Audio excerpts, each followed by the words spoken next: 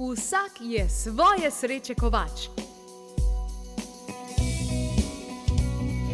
Dobrodošli v Kovnici sreče in zdravja, Klepet ob kavi.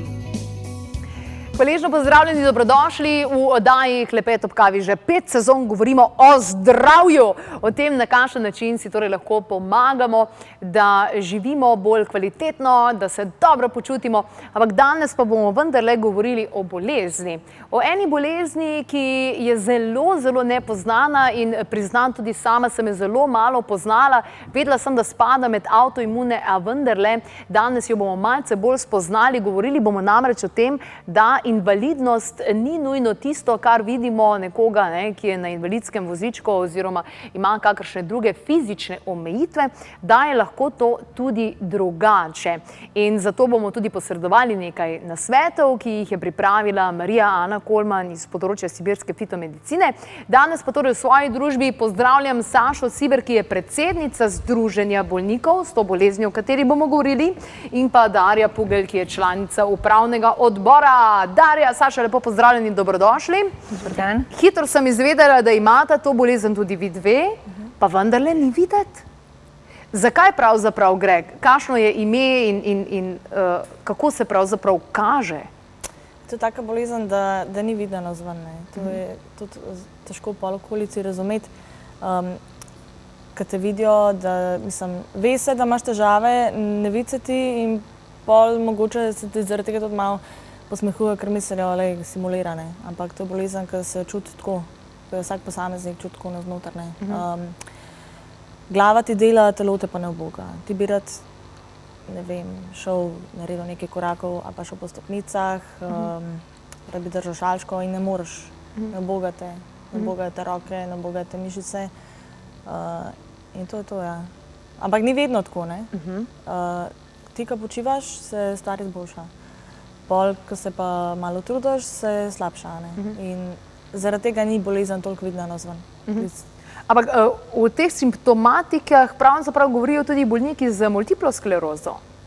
Ja, samo multipla skleroza je progresivna bolezen. Miastenija gravis pa ni progresivna bolezen, ampak ima svoja nihanja, vzpone in padce.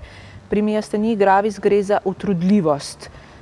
Ti nekaj časa lahko normalno hodiš, normalno delaš stvari, potem se pa po določenem času utrudiš in ne zmoreš več. Lahko padeš, lahko ne zmoreš več držati žlice, ne zmoreš več govoriti. V bistvu so lahko prizadete vse mišice v telesu ali pa samo nekatere. Vsak posameznik ima zelo različno obliko, tako da bi lahko rekel miastenija gravis Darja, miastenija gravis Saša in tako naprej. To, kakor je bolnikov, tukaj po moje tudi različnih oblik. V Sloveniji je približno 400 bolnikov s to boleznijo. Predvidevala pa bi, glede na simptomatiko, da jih je mnogo več, ki sploh ne vedo, da to imajo. Ja, težko je diagnosticirati to. Mislim, ponovadi, kadar imaš težave, greš do osebnega zdravnika in je problem, ker osebni zdravnik ne prepozna tega. Ker to je taka bolezen, ne ve se veliko o njej, zelo malo je poznana. In preden prideš ti do neurologa, neurologi to že zelo dobro poznajo in tudi znajo hitro diagnozo postaviti. Ampak preden prideš do tja, je dolga pot. In te pošljejo in, ne vem, psihiatru ali pa povsod drugam. In to se hitro ne prepozna in mislim, ljudje pa ne vejo, da imajo to. Mogoče imajo, pa ne vejo. Pa tudi ne vejo, kako se s tem boriti. In to je ta težava. V bistvu gre za to, tudi, da je bolezen redka in ne pomislijo najprej na njo. Ima pa veliko nevroloških bolezni enake simptome, kot miastenija gravis. In vse prej pomislijo na marsikaj drugega in tudi na stres pa psihične bolezni, preden sploh pomislijo na miastenijo gravis, kar je res redka bolezen.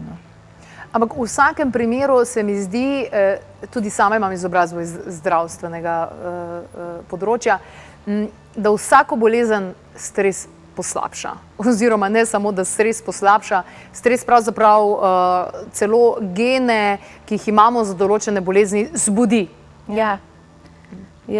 Za miastenija je značilno, da jo stres poslabša, lahko jo tudi, če si ti v remisijo, jo lahko tudi sproži ponovno, ne, ker bolezen gre lahko v remisijo, ampak je določena stvar lahko sproži spet, ne. Ni ozdravljiva, tudi če nekaj časa v remisiji, tako kot je recimo zdaj Saša trenutno, lahko enkrat se zgodi, da bolezen spet izbruhne. Kako je to, ko veš, da ti stres povzroči velike težave? Saj jih vsem, ampak mogoče se sami veliko bolj zavedate tega.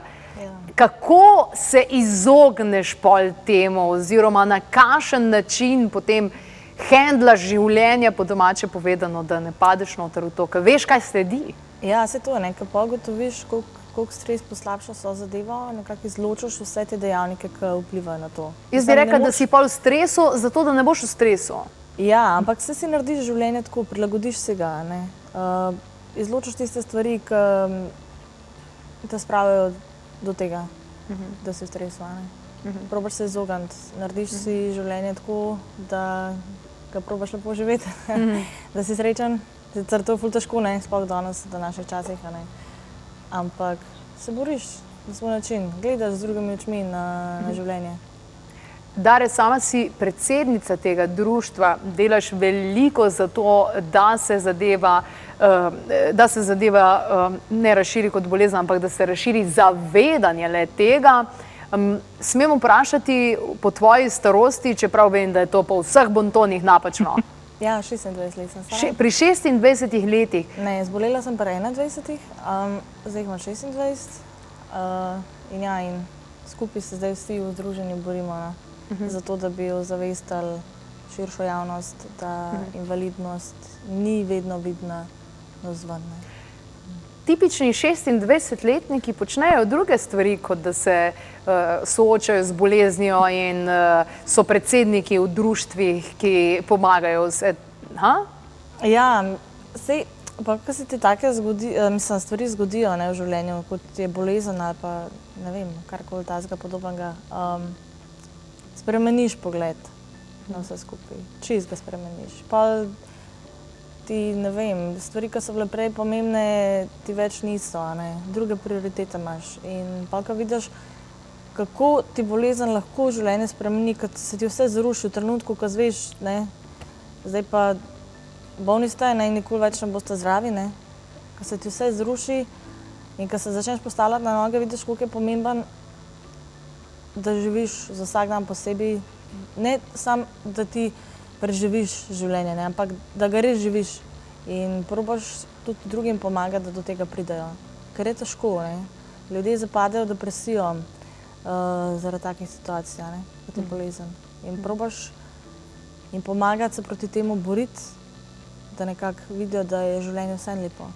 Da lahko kljub temu, da niso zmožni več početi vseh stvari vsak dan, tako kot so jih lahko prej, da se osredotočijo na tiste male korake, na tiste male zmage, ki jih pa lahko naredijo, da je to pomembno. In zato je to društvo in vse nastalo, da bi tem našim obolelim pomagali priti do tega. Bravo. V nadaljevanju z Darjo še poklepetava o različnih stvarih, ki odlikujejo to. Upam, da se ne prepoznate v tej simptomatiki. Tale trenutek pa pogledamo, kateri so aktualni dogodki, ki so pred vrati, kajti tudi sami podpiramo to, da se družimo, izobražujemo istomisleči ljudje. Kakšne dogodke torej pripravljamo v tem mesecu in naslednjem?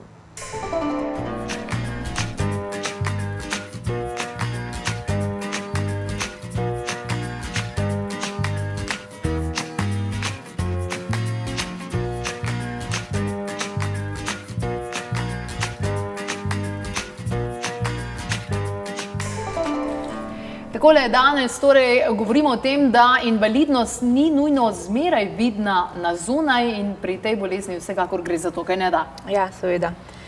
Gre za bistvo bolezni je hitra utrudljivost, ne utrujenost, ampak utrudljivost, kar je treba ločiti.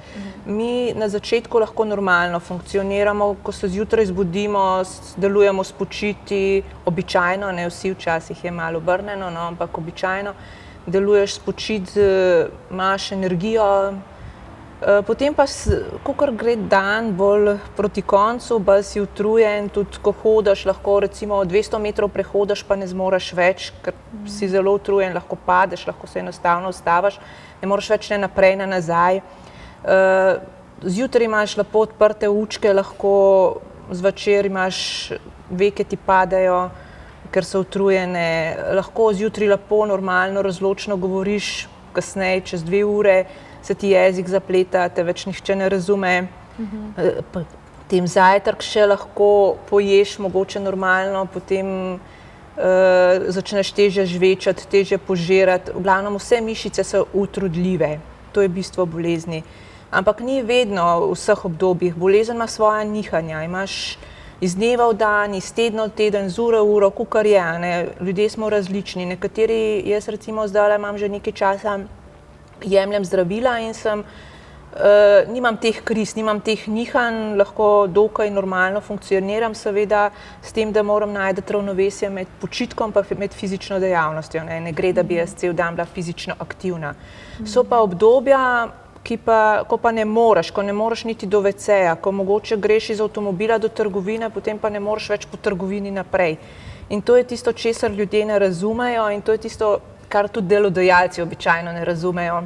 In tukaj je problem, da ti zjutraj prideš in normalno funkcioniraš, potem pa čez dan pa ne zmoreš naenkrat več, ker se utrudiš, mišice se utrudijo. Ne?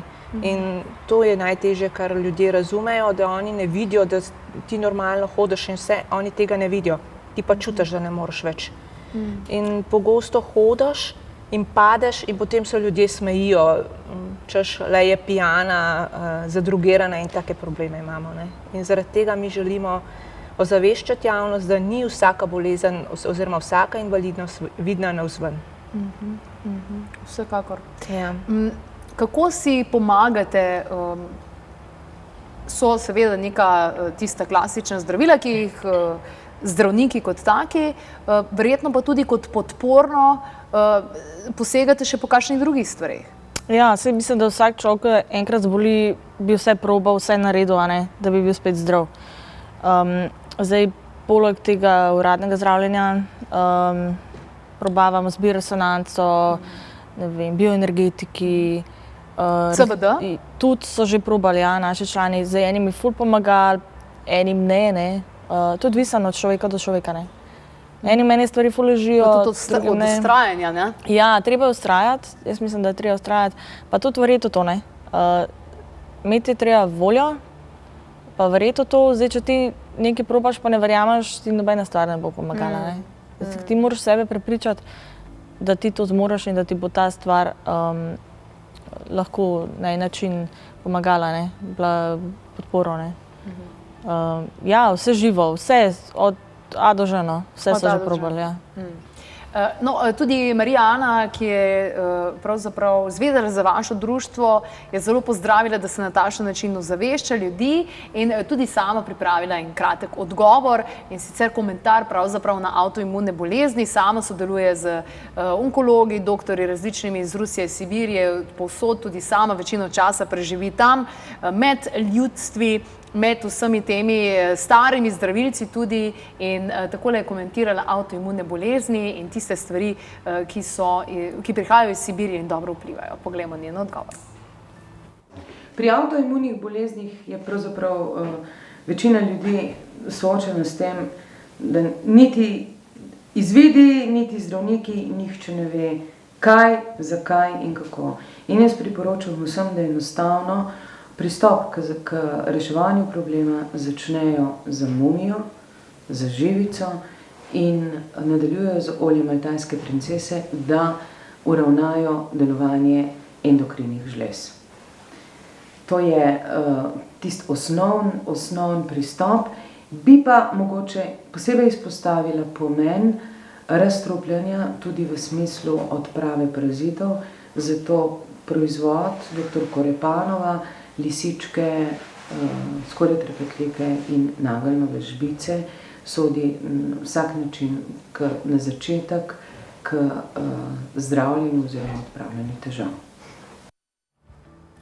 Takole, hvala za odgovor. Torej, Mariji Ani, ali je ta bolezen dedna, kako je nalezljiva, kako je tukaj? Ni bolezen, ni ne nalezljiva, ne dedna. To se vidi že potem, da ni dedna, ker nas je toliko malo. Je pa res, da v družinah, kjer je miastenia gravis, se lahko bolj pogosto pojavljajo avtoimune bolezni, katerekoli. Sicer pa ni dedna, je pa pridobljena. Kaj je pa sprožilec bolezni, pa žal še ne vejo. Ja, veliko govorimo o tem v naši oddaji sprožilci avtoimunih bolezni, glede na to, kako zelo v porastu so in absolutno gre, vedno pravijo tukaj raziskovalci, koktejl različnih vplivov od sevanj do pretirane sterilizacije, do vsega možnega in so koktejli tisti, ki dejansko vplivajo na takšen način. Ampak ne morem pa mimo tega, ker sta pravzaprav govorili o simptomih, da ta otrudljivost v tem sodobnem svetu, pa ta stres, to je nekaj, kar vsi doživljamo in se bojim, da bo ogromno gledalcev, zdaj se je našlo, jaz imam pa to bolezen, zagotovo jo imam, jaz sem tukaj utrujen, ker smo vsi preveč utrujeni ravno zaradi tega kortizola, ki ne deluje pravilno, zvečer je previsok, zjutraj prenizek in tako naprej. Kako ljudje lahko zvejo, raziščejo, dobijo potrditev, ali je to, kar oni doživljajo, nekaj, kar je klasificirano kot ta bolezen ali ne? A kako bi oni zdaj to ugotovili, če je to? Zdravniku greš, pa mu predlagaš, da te testira, kako? Ja, simptomi so tako, mislim, že po simptomih se ponavadi vidi, so zelo, ne vem, ne moreš kar naenkrat ne moreš govoriti. Kot da bi imel polna usta hrane ali pa kaj ješ, se ti zaleti, juha ti prije skozi nos ven, veke ti padajo dol, pride do dvojnega vida, telo te ne uboga. Pa se to včasih tudi vidi, da se ti kakšen del obraza povesi ali pa kaj?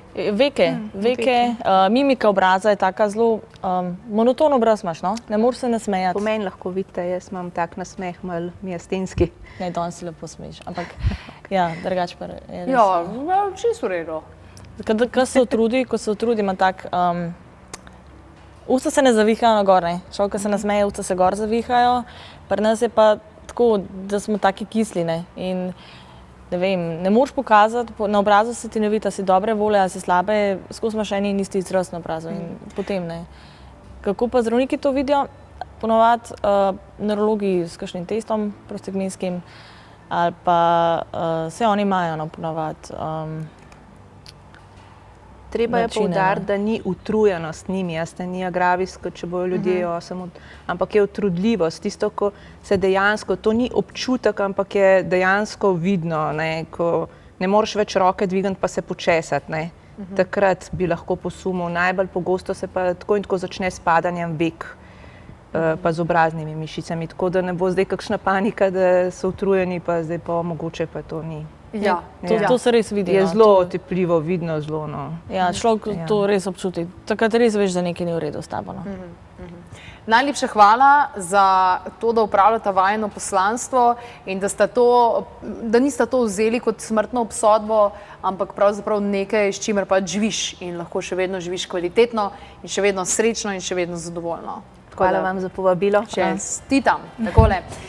Hvala lepa torej še enkrat in ja, jaz ne vem, kako gledate vi, ampak jaz verjamem v nek svet, kjer ljudje ne obtožujemo druge ljudje in ne predvidevamo, kajti kot ste danes lahko videli, ni vsaka invalidnost tista, ki je vidna in dajmo te obsodbe na stran, pa dajmo spoznati človeka, dajmo mu priložnost, ker ne vemo, kaj se v resnici dogaja. Zato ostanimo odprtega duha.